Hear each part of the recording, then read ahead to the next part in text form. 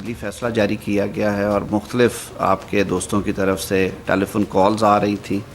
ممکن نہیں تھا کہ سب کو جواب دیا جا سکے، تو میں نے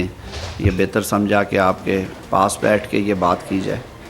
اور تھا کہ جی اس پہ موقف کیا ہوگا. پہلی بات تو یہ ہے کہ عدالتی فیصلے کے بارے میں ظاہر ہے رائے دی جا سکتی ہے، پوائنٹ آف ویو دیا جاتا ہے، لیکن کو کہا جائے کہ اس کے بارے میں کوئی واضح موقف، تو میں سمجھتا ہوں کہ with in the bounds of law وہ ایک بات کسی اور طرف نکل جاتی ہے.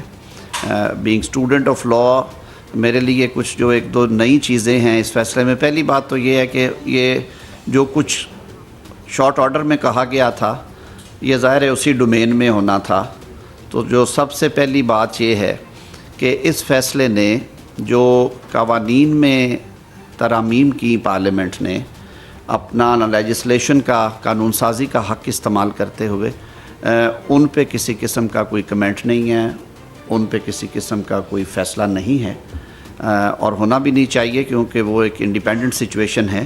جس کو انڈیپینڈنٹ پروسیڈنگز میں ہی ڈیل کیا جا سکتا ہے. تو آج جو حقیقت یہ ہے کہ الیکشن ایکٹ میں جو دو بنیادی ترامیم کی گئی، کیونکہ جس طرح سے دیکھا جا رہا تھا کہ یہ 185(3) کی پروسیڈنگز تھی، یعنی کہ جو نیچے سے ریگولر پروسیڈنگز شروع ہوئی الیکشن کمیشن آف پاکستان سے، پھر وہ فیصلہ چیلنج ہوا پشاور ہائی کورٹ میں، اور وہاں پہ 5-0 سے پشاور ہائی کورٹ کے لارجر بینچ نے الیکشن کمیشن کا فیصلہ اپہولڈ کیا، اور انہوں نے کہا کہ یہ آئین پاکستان اور قوانین کی بالکل صحیح اپلیکیشن ہے. آرٹیکل 51، آرٹیکل 106، سیکشن 66 اور سیکشن 104 اور ریلیونٹ رولز جو ہیں 2017 کے، ان کے مطابق یہ درست فیصلہ ہے. تو ایسی صورتحال میں عدالت نے 184(3) میں بھی اسے کنورٹ نہیں کیا، یعنی کہ سپریم کورٹ نے سو موٹو نوٹس نہیں تھا لیا ڈیورنگ پروسیڈنگز، اور ابھی بھی تفصیلی فیصلے میں اس کا کوئی ذکر نہیں ہے. اب 187 جو کمپلیٹ جسٹس کا اختیار دیتا ہے کہ سپریم کورٹ کوئی بھی آرڈر پاس کر سکتا ہے، اس پہ سپریم کورٹ آف پاکستان کی اپنی ججمنٹس ہیں، اور وہ کہتے ہیں کہ وہ کچھ چیزیں جیسے کئی آپ کو ٹیکنیکل رکاوٹ آتی ہے، کوئی پروسیجرل چیز ہے، کوئی ایسا معاملہ ہے جو کہ ابہام دور کرنے کے لیے کچھ ایسا آرڈر پاس کرے سپریم کورٹ جو اس کو مناسب لگے، لیکن جو انڈیپینڈنٹ آف پروسیڈنگز وہ نہیں ہوگا، ان آئسولیشن نہیں ہوگا. اور یہ جو پروسیڈنگز کی نیچر تھی، اس میں تو 185(3) ہونے کی وجہ سے اس میں CPC اپلائی کرتا ہے، یعنی کہ پارٹیز کورٹ کے سامنے کون سی ہیں، کون ریلیف مانگنے آیا ہے، کس نے اپنا مقدمہ دائر کر رکھا ہے، اور پریئر کیا ہے، استدعا کیا کی ہے، تو اس کے اندر رہ کے یہ فیصلے ہوتے ہیں. تو یہ ایک نئی جورسپروڈنس ہے میری نظر میں بطور اسٹوڈنٹ آف لا کے، جس کی وجہ سے زیادہ کنفیوژن ہے، اور شاید یہ کنفیوژن ریویو اپلیکیشنز میں یا کسی انڈیپینڈنٹ پروسیڈنگز میں یہ کنفیوژن جو ہے یہ دور ہو. ایسی سچویشن کریٹ ہو گئی ہے کہ وہ پارٹی جو کہ فریق نہیں تھی، وہ پارٹی جو بطور پارٹی نہ الیکشن کمیشن میں اس طرح سے مانگنے گئی، ان پروسیڈنگز میں تسلسل سے میں بات کروں گا، نہ وہ پارٹی فریق بنی پشاور ہائی کورٹ کے سامنے، نہ وہ پارٹی فریق بنی سپریم کورٹ آف پاکستان میں پاکستان تحریک انصاف جو ہے. اور جو ایک درخواست تھی وہ کنول شوزب صاحبہ کی تھی کہ میں کیونکہ ادھر سے سنی اتحاد کونسل کی طرف سے کینڈیڈیٹ نامزد ہوئی ہوں تو یہ سیٹس ہمیں دی جائیں. اور اس میں بھی یا آج بھی یہ واضح پوزیشن ہے کہ جو رسپونڈنٹس ہیں ان کو نوٹسز نہیں ہوئے، جو اس پہ انڈیپینڈنٹ کارروائی نہیں ہوئی، جو فریق بننے کی ان کی دیگر درخواستیں تھیں وہ نہیں آئیں، جن MNAs کے بارے میں یہ فیصلہ ہوا ان کو بلا کے ان کی رائے نہیں ہے. تو یہ سارے سوالات ویسے کے ویسے جو ہیں وہ کھڑے ہوئے ہیں. تو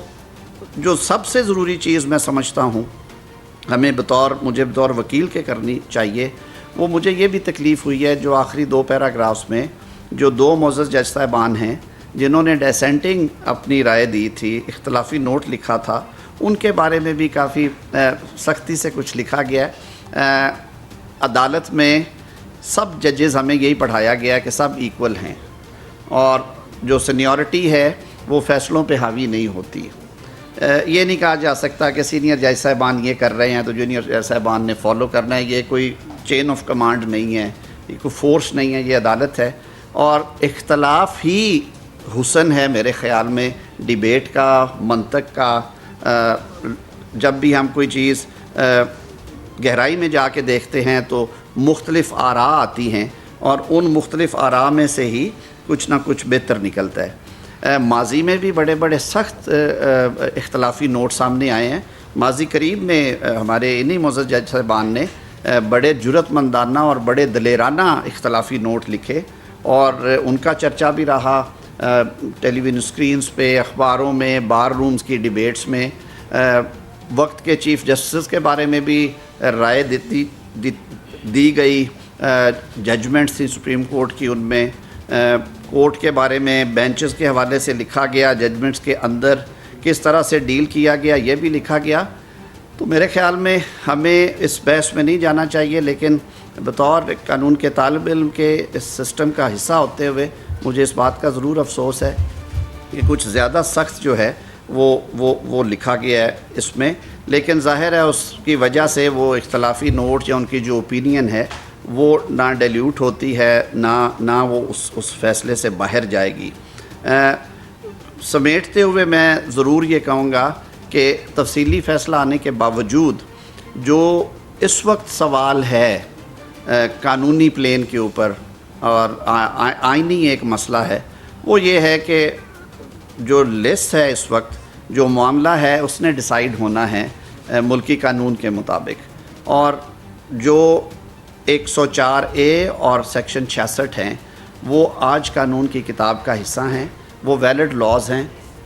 ان کی موجودگی میں اب یہ سیٹس کس طرح سے ایلوکیٹ ہونی ہیں،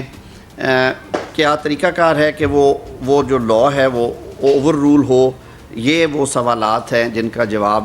یقیناً اس تفصیلی فیصلے میں نہیں ہے۔ آتش نیوز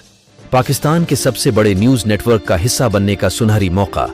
ملک بھر سے درج ذیل آسامیوں کی ضرورت ہے۔